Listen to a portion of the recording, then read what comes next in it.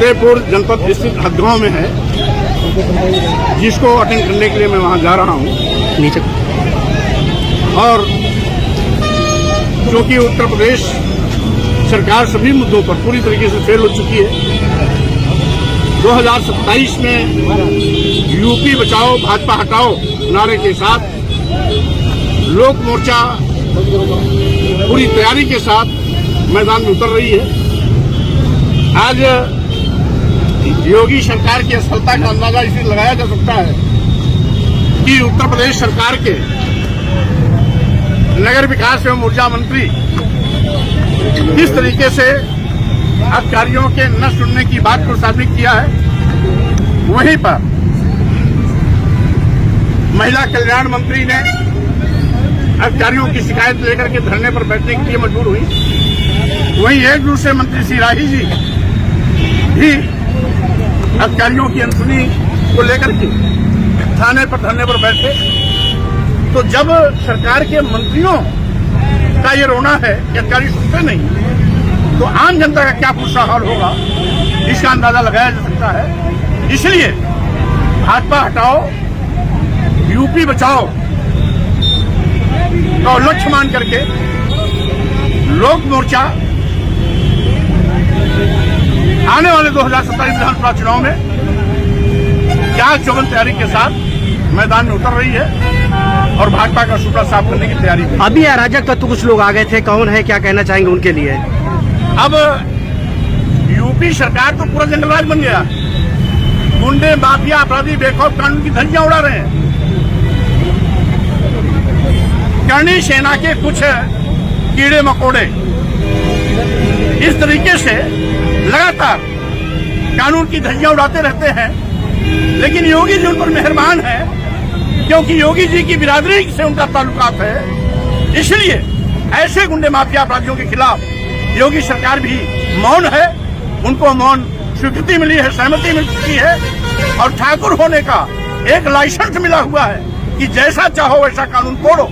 ये करणी सेना के लोग ऐसे ही अराजक तत्व हैं जो उत्तर प्रदेश की कानून व्यवस्था को मिट्टी में मिलाने का काम कर रहे हैं। पुलिस की मौजूदगी में यह मारपीट हुई है। पुलिस यहाँ मौजूद है फिर भी मारपीट हुई है। अब यही गुंडा राज है, यही जंगल राज है, यही उत्तर प्रदेश का जंगल राज आज सबके सर पर चढ़ के बोल रहा है कि पुलिस की मौजूदगी में जब इन गुंडे माफिया अपराधियों के हौसले इतने बुलंद है, तो गैर मौजूदगी में इनका नंगनाच कितना चलता होगा, इसका अंदाजा लगाया जा सकता है। क्या लग रहा है यूपी में सब कुछ सही चल रहा है? मुख्यमंत्री जो है दिल्ली जा रहे हैं, मुख्यमंत्री से मिल रहे हैं, मंत्री परेशान है, 11 टीमें तैयार कर रही है। क्या लग रहा है यूपी? अगर सब कुछ ठीक होता तो 3-3, 4-4 मंत्री अधिकारियों के न सुनने की पीड़ा को शामिल नहीं करते। इसलिए ये सरकार अब गई तब गई ये दौर से गुजर रही है, कुछ भी ठीक नहीं है। पूरी सरकार अराजकता की शिकार। सरकार के मंत्रियों का ये रोना है कि अधिकारी सुनते नहीं, तो आम जनता का क्या बुरा हाल होगा, इसका अंदाजा लगाया जा सकता है।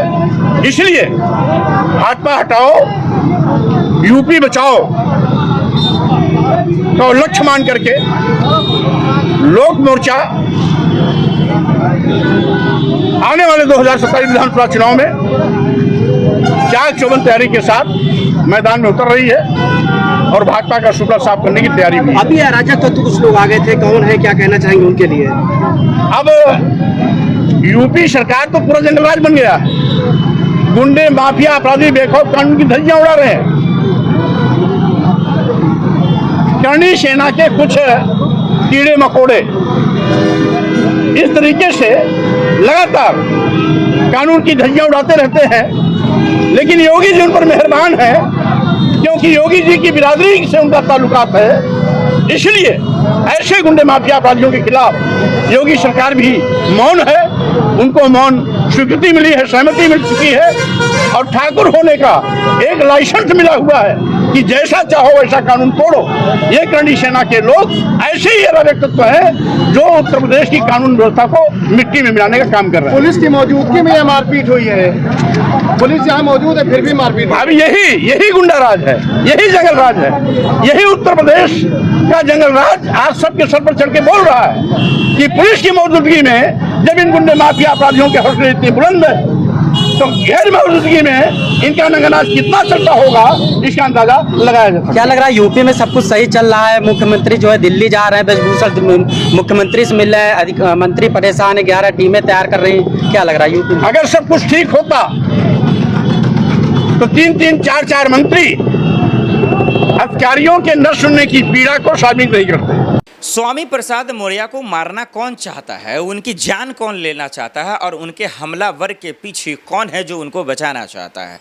क्या यूपी में योगी राज है या फिर लोकतंत्र का राज है, या योगी पुलिस की राज का जो ताकत है, पावर है, वो ख़त्म हो गया है, या उन लोगों के लिए है, उन गुंडों के लिए है, उन माफियों के लिए है जो सिर्फ उनके हक के लिए, हुकूक के लिए बात करता है, या लोकतंत्र नहीं है?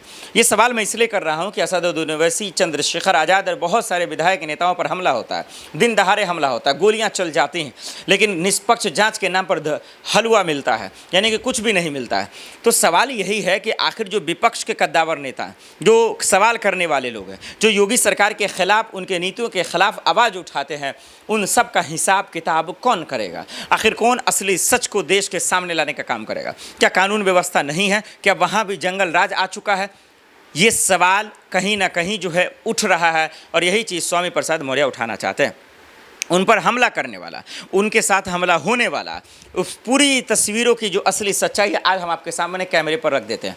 हालांकि इन तमाम चीज़ों को लेकर स्वामी प्रसाद मौर्य साहब खुद रख चुके हैं, खुद कैमरे पर आकर बोल चुके हैं, हमने फॉरवर्ड न्यूज़ के माध्यम से दिखाया भी है।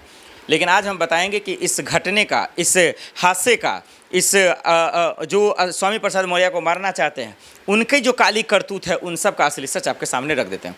समझिएगा पहले वो हमलावर कौन है, वो हमलावर क्या करना चाहता था, और उस हमलावर की जो कुटाई हुई क्या वो सही था या गलत था? हम उन चीज़ों पे भी बात करेंगे, साथ ही ये भी बात करेंगे कि आखिर ये यूपी में ही क्यों हो रहा है। कभी असदुद्दीन ओवैसी साहब हैं, कभी चंद्रशेखर आज़ाद हैं, और कभी जो है स्वामी प्रसाद मौर्य की बात हो जाती है, कभी किसी को जान से मारने की धमकी मिलती है। और आज की खबर है उत्तर प्रदेश के मुख्यमंत्री योगी आदित्यनाथ के साथ भारी सुरक्षा में चूक होती है मुरादाबाद में।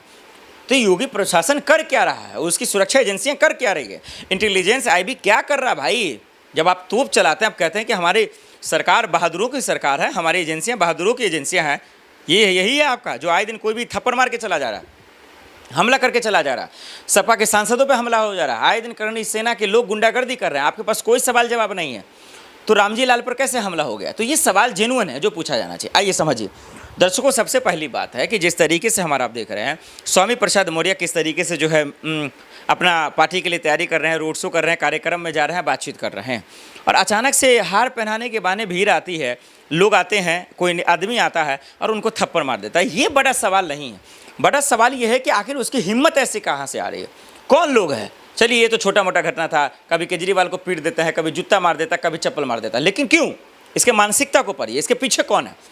इसके पीछे दरअसल सरकार चलाने वाले लोग हैं, उनके पीछे हैं, और उनके जहर घोलने का ये अंजाम है। जो नेता अगर एक दूसरे का विरोध कर रहे हैं, अगर उनके नीतियों का विरोध कर रहे हैं, तो वो उनके जान के प्यासे बन जा रहे हैं।